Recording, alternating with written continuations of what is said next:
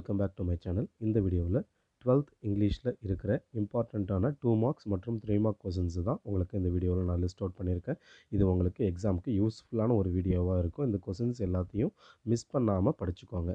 இதில் என்னென்ன கொஷின்ஸ்லாம் list out பண்ணியிருக்கேன்றது தான் உங்களுக்கு ஸ்க்ரீனில் டிஸ்பிளே பண்ணியிருக்கேன். Important grammar questions, important ERC questions, important prose 2 marks, அதாவது ப்ரோஸில் இருக்கிற கொஸ்டின் ஆன்சர்ஸ். இது எல்லாமே ஜென்ரலாக அப்படியே எடுத்து கொடுக்குறது கிடையாது.